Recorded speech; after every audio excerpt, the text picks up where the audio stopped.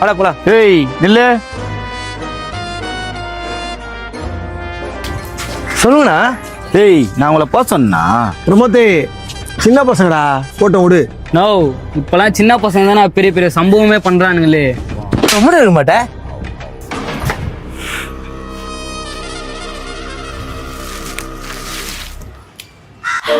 இந்த வெட்டு உள்ள வைடா, ஏற்கனவே தடி சிக்கமா இருக்குது. சிசியா நீங்க போயிட்டு வாங்கடா. சரிண்ணா.